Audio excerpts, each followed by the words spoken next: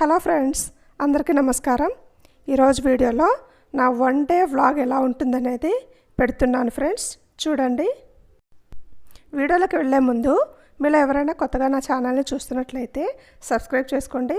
పక్కనున్న బెల్ ఐకాన్ని క్లిక్ చేసి ఆల్ అనే ఆప్షన్ని ఎంచుకోండి. ఓకేనా? అలాగే నా వీడియోస్ని లైక్ చేసి షేర్ చేయండి. Thank you. ఇప్పుడైతే వీడియో స్టార్ట్ చేద్దాం. ఇది ఉదయం టిఫిన్ చేద్దామని చట్నీ చేస్తున్నాను. దోశలోకి చట్నీ కోసం పల్లీలు, పచ్చిమిర్చి, వెల్లుల్లిపాయలు అవి వేసుకొని గ్రైండ్ చేసుకున్నాను. తర్వాత చింతపండు కొద్దిగా నానబెట్టుకొని అందులో వేసుకొని అవి కూడా గ్రైండ్ చేసుకొని చట్నీ చేసుకోవాలి కదా. మామూలుగా దోశలోకి నేను ఇలాగే చేస్తాను. తర్వాత చట్నీ కోసము ఒక ఉల్లిపాయ వేస్తున్నాను. నాకు చట్నీలో ఉల్లిపాయ వేసుకునే అలవాటు ఉంది. దోశలకు చేసుకునే దానికైతే ఇలా ఉల్లిపాయలు కచ్చపచ్చగా నలిగి అక్కడక్కడ తగులుతూ ఉంటే చాలా టేస్ట్గా ఉంటుంది. మీరు కూడా ఒకసారి ఇలా చేసి చూడండి, సూపర్గా ఉంటుంది. ఇప్పుడు ఈ ఉల్లిపాయలు చట్నీలో వేసి గ్రైండ్ చేసుకుంటాను. ఈ చట్నీలో నేను ఇంకా కొత్తిమీర వేయాల్సింది మర్చిపోయానండి.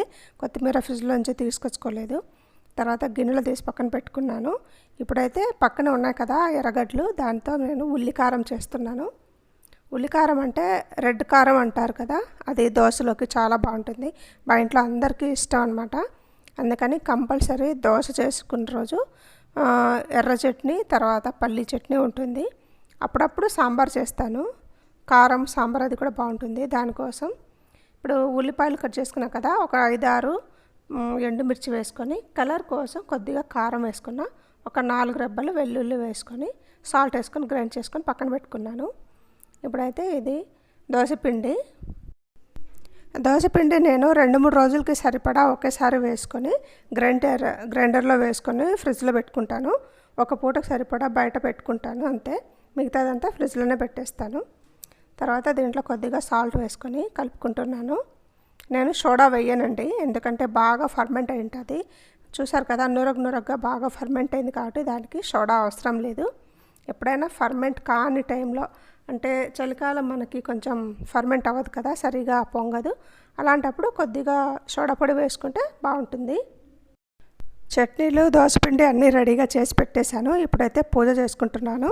పూజ సామాన్లన్నీ కడుక్కొని వచ్చేసాను. పూజకి రెడీ చేసుకుంటున్నానండి. అంటే టిఫిన్ తినడానికి ఇంకొంచెం టైం పడుతుందని వాళ్ళు చెప్తే ఈ లోపల పూజ చేసుకుంటున్నాను. నాకు పూజ సామాన్లు రోజు ఎప్పటికప్పుడు తోముకొని పూజ చేసుకునే అలవాటు ఉంది. వారానికి ఒకసారి దేవుడి పటాలు క్లీన్ చేసుకొని బొట్లు పెట్టుకుంటాను. డైలీ ఈ పూజ సామాగ్రి అయితే ఎప్పటికప్పుడు రోజుకు ఆ రోజు తోమి పెట్టుకునే అలవాటు ఉంది. తర్వాత ఇప్పుడు పూజ చేసుకుంటున్నాను. మీరు చూసేయండి. ఇక్కడ అయితే వాయిస్ ఇవ్వను.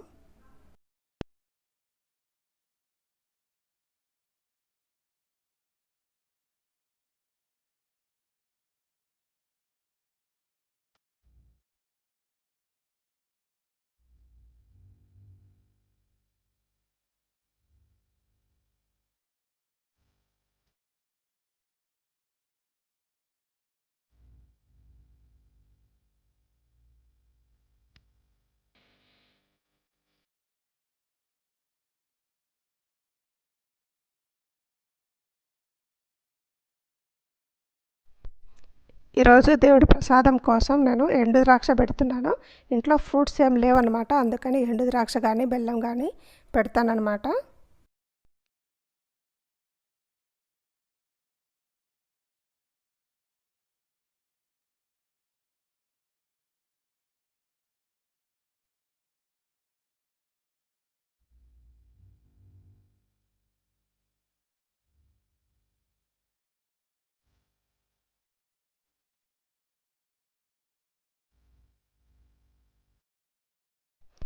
తర్వాత ఇంట్లో వాళ్ళకి దోశలు వేసిస్తున్నాను. నేను గురువారం రోజు తినానండి, అందుకని వాళ్ళ కోసమే వేసిస్తున్నాను. తర్వాత వంట కోసము, అంటే మధ్యాహ్నం లంచ్ కోసము ఇక్కడ 1/2 kg బియ్యం వేసుకొని కడిగి నానబెట్టుకుంటున్నాను. అంటే రాగి సంగటి చేద్దాం అనుకుంటున్నాను. తర్వాత నేను టిఫిన్ తినాను కదా, బాదం పాలు కలుపుకున్నాను. బాదం పాలు వచ్చి నేనే తయారు చేసుకున్నానండి ఇంట్లో. ఆ వీడియో కూడా మన ఛానల్లో ఉంది, కావాలంటే లింక్ ఇస్తాను, చూడండి. తర్వాత ఇప్పుడు ఈ బట్టలన్నీ మడత పెట్టినవన్నీ, అంటే ఇస్త్రీ చేసుకొచ్చినవన్నీ షెల్ఫ్లో పెట్టేస్తున్నాను. నేను ఇస్త్రీకి ప్యాంట్ షర్ట్లు మాత్రమే ఇస్తానండి. తర్వాత ఏమైనా పట్టు చీరలు, గంజి చీరలు లాంటివి మాత్రమే బయట చేపిస్తాను. మిగతావన్నీ నావి డైలీ వేర్వి డ్రెస్సులు లాంటివన్నీ నేనే చేసుకుంటాను ఇంట్లో. అంటే ఎప్పుడు కావాలంటే అప్పుడు చేసుకుంటాను. అన్నీ ఒకేసారి పెట్టుకొని ఏమి ఇస్త్రీ చేసుకొని పెట్టుకోను. ఎప్పుడు కావాలంటే అప్పుడు ఇస్త్రీ చేసుకుంటాను నేను. ఇలా ఈ టిఫిన్ వరకు అయిపోయింది. ఇప్పుడైతే కొంచెం రెస్ట్ తీసుకుందామని ఒక అర్ధగంట న్యూస్ పేపర్ చదివి ఆ తర్వాత ఇంకొక అర్ధగంట సెల్ చూసుకుంటాను. అంతేనండి. ఒక 1 అవర్ అలా రెస్ట్ తీసుకుంటాను. మళ్ళీ 12 అవుతుంది. ఇప్పుడైతే 11 అవుతుంది. 12 వరకు అలా కొద్దిసేపు రెస్ట్ తీసుకొని తర్వాత వంట మొదలు పెడతాను. ఇప్పుడైతే రాగి సంగటి కోసం ఎసరు పెట్టుకుంటున్నాను స్టవ్ మీద. ఒక గ్లాస్ బియ్యానికి నేను 5 గ్లాసుల వాటర్ వేస్తాను. ఒక్కొక్కసారి రాగిపిండి ఎక్కువ కావాలనుకుంటే ఇంకొక గ్లాస్ కూడా ఎక్కువ వేస్తాను. అలా మన ఇష్టం అనమాట. రాగిపిండి ఎక్కువ కావాలంటే ఎక్కువ వేసుకోవచ్చు. ఇప్పుడు మసాలా కూర కోసం మసాలా ప్రిపేర్ చేసుకుంటున్నాను. అంటే బీరకాయ కూర. దాంట్లో 2 స్పూన్ల వేయించుకున్న నువ్వులు, తర్వాత ఇందులో ఎండు కొబ్బరి వేసుకుంటున్నాను. ఎండు కొబ్బరి పొడి 1.5 స్పూన్ వేసుకుంటున్నాను. తర్వాత పల్లీలు వేయించుకున్నవి 1 గుప్పెడు వేసుకుంటున్నాను. దీన్ని కోర్స్గా గ్రైండ్ చేసుకోవాలి. తర్వాత అందులో 1 ఉల్లిపాయ అనమాట తరిగిన ఉల్లిపాయ వేసుకొని వాటర్ వేసి పేస్ట్ లాగా తయారు చేసుకొని పక్కన పెట్టుకోవాలి. తర్వాత బీరకాయలు పొట్టు తీసుకొని తరిగి పెట్టుకోవాలి. బీరకాయలు 1/2 కేజీ తీసుకున్నాను. బీరకాయలు అయితే మసాలా కూర రాగి సంగటికి చాలా బాగుంటుంది. ఏ మసాలా కూర అయినా బాగుంటుంది రాగి సంగటికి, మీకు తెలుసు కదా. చికెన్ కూర, మటన్ కూరతో, నాన్ వెజ్తో పాటు ఇలా వెజిటేరియన్ మసాలా కూరలు, చట్నీలు అన్నీ బాగుంటాయి. ఇప్పుడైతే కూర స్టార్ట్ చేస్తున్నాను. బాండ్లీలో తడి ఉంటే నేను ప్రతిసారి ఇలా తుడుచుకుంటూ ఉంటానండి. అలా చేయడం వల్ల మనకి గ్యాస్ కూడా కొంచెం సేవ్ అవుతుంది. అందుకే నేను చిన్న చిన్న టిప్స్ అన్నీ పాటిస్తూ ఉంటాను వంట చేసేటప్పుడు. తర్వాత ఆయిల్ వేసుకున్నాను. ఇక్కడైతే నీళ్ళు మరిగిపోయినాయి. బియ్యం వేసేసాను. నెక్స్ట్ ఇక్కడైతే నూనె వేడెక్కిపోయింది. ఆవాలు, జీలకర్ర వేసుకుంటున్నాను. ఇంకా కూర అందరు చేసినట్లే నేను కూడా చేస్తున్నాను. తర్వాత ఉల్లిపాయలు 2 పెద్ద సైజు ఉల్లిపాయలు వేసుకుంటున్నాను. ఎందుకంటే బీరకాయ కూర తక్కువే అవుతుంది కదా. ఆ బీరకాయలు 3 ఉన్నా కూడా అవి మొత్తం కరిగిపోయి చాలా తక్కువ అవుతుంది. అందుకని ఉల్లిపాయలు ఎక్కువ వేసుకుంటున్నాను. తర్వాత కరివేపాకు. నేను కరివేపాకు ఆయిల్లో డైరెక్ట్గా వేయనండి. ఎందుకంటే ఆయిల్ అంతా చెందుతుంది పైకి, స్టవ్ అంతా గలీజ్ అవుతుంది, మన మీద కూడా ఎగురుతుంది. అందుకని కడిగిన తర్వాత ఉల్లిపాయలు వేసాక వేస్తాను. అందులో 1 స్పూన్ అల్లం వెల్లుల్లి పేస్ట్ వేసి పచ్చివాసన పోయిన తర్వాత తరిగి పెట్టుకున్న బీరకాయలు వేసుకొని బాగా అంతా కలుపుకోవాలి.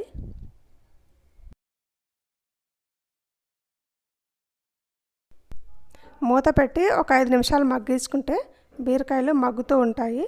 తర్వాత మూత తీసి టమాటాలు వేసుకోవాలి. అంటే సగం ఉడికిన తర్వాత టమాటాలు వేసుకోవాలి, ముందే వేయకూడదు. ఎందుకంటే ఈ పులుపుకి బీరకాయ ఉడకదనమాట. అందుకని 2 పెద్ద సైజు టమాటాలు, తర్వాత 1 స్పూన్ సాల్ట్ వేసి మొత్తం కలిపేసుకొని మూత పెట్టుకుంటే బీరకాయలు చక్కగా ఉడుకుతాయి అనమాట. అంటే సాల్ట్ వేసిన తర్వాత కరుగుతుంది, వాటర్ అనేది ఊరుతాయి కదా. తర్వాత కొద్దిగా పసుపు కూడా వేసుకొని అంతా కలిపేసుకొని మూత పెట్టి 5 నిమిషాలు కొంచెం మీడియం మంటలో ఉడికించుకోవాలి. మధ్య మధ్యలో పక్కన పెట్టిన రాగి సంగటిని చూసుకుంటూ ఉండాలి ఉడికిందా లేదా అనేది.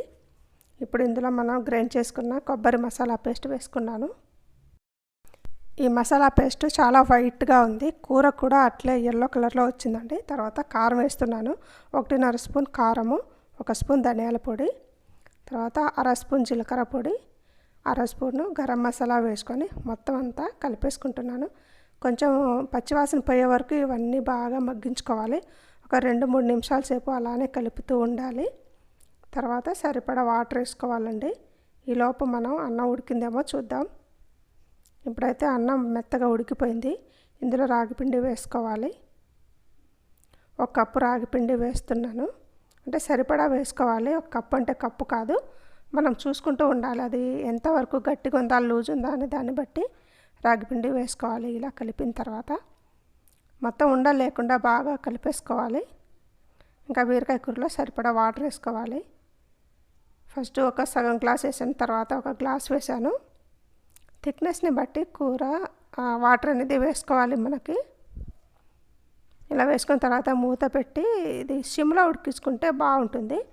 ఒక 10 నిమిషాల సేపు సిమ్లో ఉడకాలి. తర్వాత కొత్తిమీర కూడా వేసేసి ఇంకొక 5 నిమిషాలు ఉడికించుకోవాలి. నేను కొత్తిమీర ఇక్కడ మధ్యలోనే వేసానండి, చివరిలో కాదు.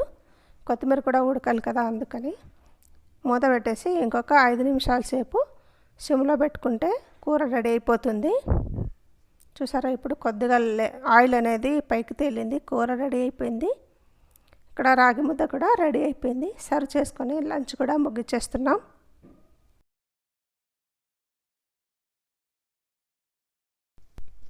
తర్వాత సాయంకాలము తినడానికి ఇంట్లో ఏం లేకపోతే లడ్డూలు చేస్తున్నానండి. అంటే ప్రోటీన్ లడ్డు చేస్తున్నాను. ఇక్కడ నువ్వులు వేయించుకొని పెట్టుకున్నా ఆల్రెడీ. ఉదయమే ఇవన్నీ వేయించుకొని పక్కన పెట్టేసుకున్నాను. పల్లీలు కూడా వేయించుకొని పొట్టు తీసుకొని పెట్టేశాను. లోపల రోట్లో వేసాను కదా బాదం, అవి కూడా వేయించుకున్నాను. కొద్దిగా లైట్గా ఇలా దంచుకుంటే మిక్సీలో బాగా గ్రైండ్ అవుతాయి, లేదంటే పెద్ద పెద్ద ముక్కలు అలానే మిగిలిపోతాయి. అందుకని రోట్లో దంచి ఫస్ట్, తర్వాత మిక్సీ జార్లో వేస్తాను. నేను బాదం పప్పును మాత్రమే ఇలా రోట్లో దంచుతున్నాను, ఎందుకంటే మిక్సీలో వేసినప్పుడు అక్కడక్కడ పెద్ద పెద్ద ముక్కలు అలానే మిగిలిపోయి ఉంటాయి. అందుకని దీన్ని రోట్లో దంచి వేస్తున్నాను. మిగతా ఈ పల్లీలు నువ్వులు ఇవన్నీ నలిగిపోతాయి చక్కగా, అందుకని ఇదొకటి వేస్తున్నా. తర్వాత ఇంకా లడ్డు అంటే చాలా హెల్దీ అండి. ఇందులో నువ్వులు వేసుకున్నా, 1 కప్పు నువ్వులు, పల్లీలు 1.5 కప్పు వేస్తున్నా. ఇందులో మనం ఏవైనా ఎక్కువ వేసుకోవచ్చు, తక్కువ వేసుకోవచ్చు. ఇదైతే ఎండు కొబ్బరి పొడి, వేయించుకున్న ఎండు కొబ్బరి పొడి 1/3 కప్పు వేస్తున్నా. ఇవన్నీ బాగా గ్రైండ్ చేసుకోవాలి. ఈ ప్రోటీన్ లడ్డు చాలా హెల్దీ అండి. ఇందులో protein, vitamins and minerals, iron, calcium అన్నీ ఉంటాయి. ఇందులో మనకు అన్నీ ఒంటికి మంచి చేసేవే కదా, హెల్తీగా చేస్తున్నాను. అదిగాక బెల్లంతో చేస్తున్నాను, చాలా మంచిది. పిల్లలు అయితే ఇష్టంగా తింటారు. గ్రైండ్ చేసుకున్న పొడిని ఒక ప్లేట్లో తీసుకోవాలి. కొద్దిగా మిక్సీలోనే ఇంకొంచెం పౌడర్ అలానే ఉంచేసి అందులో ఇప్పుడు బెల్లం వేసుకొని గ్రైండ్ చేసుకోవాలి.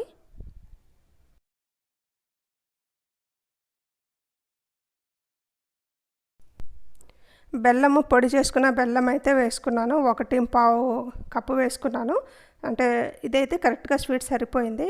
ఇంకొంచెం ఎక్కువ కావాలంటే వేసుకోండి, నాకైతే కరెక్ట్గా సరిపోయింది ఇంత. ఇప్పుడు ఈ బెల్లం మిశ్రమం కూడా ఆ ముందు చేసుకున్న మిశ్రమంలో వేసి మొత్తం బాగా కలిపేసుకోవాలి. చేత్తో నలిపి కలుపుకోవాలి, అప్పుడే ఈ బెల్లం అనేది ఆ పిండిలో కూడా బాగా కలుస్తుంది.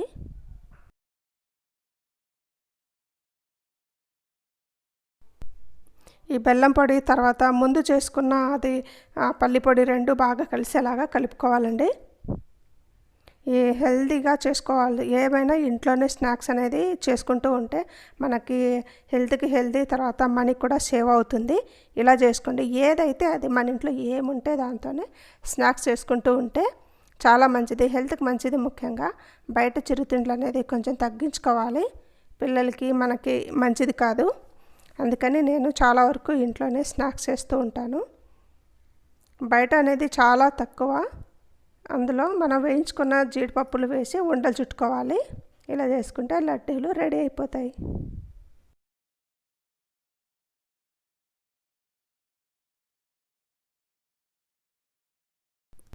మన చేత్తో ఇట్లాంటి స్నాక్స్ కానీ, లడ్డూలు కానీ, ఇంకేవైనా సరే చేసి పెడితే చాలా బాగుంటుంది. హెల్త్కి హెల్తీ, అంటే హైజీన్గా చేస్తాం కదా, అన్నీ మన ఇంట్లోనే నీట్గా క్లీన్ చేసుకుంటూ అన్నీ చేసుకుంటాం కాబట్టి ఆరోగ్యానికి చాలా మంచిది. తర్వాత బయట ఫుడ్ అనేది అవాయిడ్ చేసినట్టు అవుతుంది. మనకి బయట దొరికేది కేవలం మైదాతో చేసిన స్నాక్సే దొరుకుతాయి. ఎక్కువ శాతం 90% మైదాతోనే మనకు స్వీట్స్ అయినా ఏవైనా దొరుకుతాయి. తర్వాత ఇంకా హాట్ ఐటమ్ అయితే ఇంకా చాట్లు అవన్నీ చేసుకుంటూ ఉంటారు. అవి ఎప్పుడన్నా ఒకసారి పిల్లలకి నచ్చినప్పుడు ఎప్పుడన్నా ఒకసారి ప్రిఫర్ చేయాలి, కానీ డైలీ కూడా ప్రిఫర్ చేయకూడదు. అందుకని ఇలా ఇంట్లో ఏమైనా చేసుకుంటూ ఉంటే స్నాక్స్ అయినా, మురుకులైనా, చెక్కిలాలైనా, తర్వాత నువ్వుల లడ్లు, ఇలాంటి లడ్లు అన్నీ హెల్త్కి చాలా మంచిది. ఇలాంటివి అప్పుడప్పుడు చేసి పెట్టండి పిల్లలకి. ఓకేనా, ఈ వీడియో మీకు నచ్చిందా? తర్వాత ఆ రోజు ఈవినింగ్ అయితే మేము షాపింగ్కి వెళ్ళాము.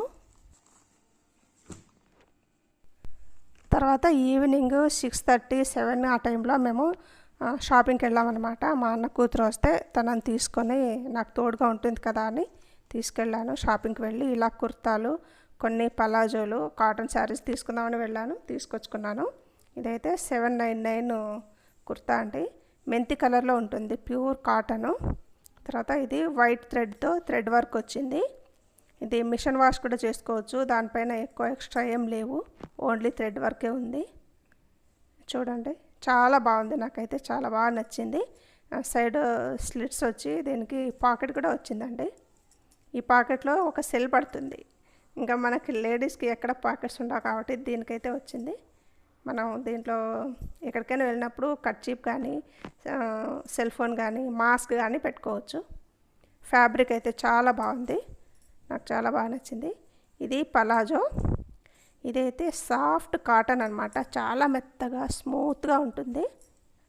అసలు వేసుకుంటే చాలా తేలిగ్గా కంఫర్ట్గా ఉంటుంది, అంత బాగుంది. ఇది ఒకటి తెచ్చుకున్నాను. ఇది ఈ టాప్ మీదకే తెచ్చుకున్నాను, కాంబినేషన్ దానికి దీనికి సరిపోతుంది. దీనికి కూడా రెండు వైపులా ప్యాకెట్స్ వచ్చాయి. ఇదైతే 699 అనమాట, మ్యాక్స్లో తీసుకొచ్చాను. ఇంకోటి వచ్చి మామూలుగా బ్లాక్ అన్నిట్లోకి వేసుకోవచ్చని బ్లాక్ తీసుకున్నాను. మనకు బాగా ఉపయోగపడేది టాప్లు కానీ ప్యాంట్లు కానీ పలాజోలు కానీ బ్లాక్ అండ్ వైట్ అనమాట. ఈ రెండు కామన్గా మన దగ్గర ఉంటే ఎలాంటి టాప్స్ అయినా ఏ కలర్ అయినా వేసుకోవచ్చు, మనకి అన్నిటికీ ఇవి సూట్ అవుతాయి అన్నమాట. అందుకని అలా ఉంటుందని ఒక పలాజో బ్లాక్ తీసుకొచ్చుకున్నాను.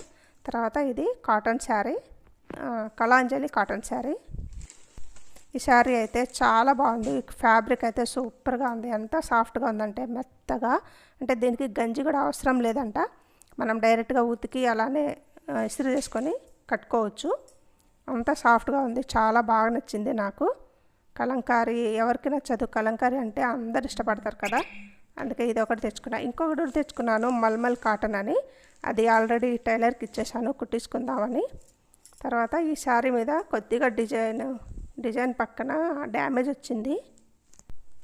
అక్కడక్కడ ఈ శారీ మీద పెయింట్ మార్కులు ఉన్నాయండి, వాళ్ళు డిజైన్ చేసేటప్పుడే పడినట్టుంది, నేనైతే గమనించలేదు వాళ్ళు చూపించినప్పుడు. తర్వాత 2-3 రోజులకి ఇంకా దీని బిల్లులు కూడా పడేశాను. బిల్లు లేకపోతే వాళ్ళు ఎక్స్చేంజ్ కానీ రిటర్న్ కానీ ఇవ్వరు కదా, అలాగే ఉంచేశాను. ఓకేనా ఫ్రెండ్స్, ఈ వీడియో మీకు ఎలా అనిపించింది? మీకు నచ్చినట్లయితే ఒక లైక్ చేసి నా ఛానల్ని సబ్స్క్రైబ్ చేసుకోండి. Thank you for watching. Next వీడియోలో మళ్ళీ కలుద్దాం.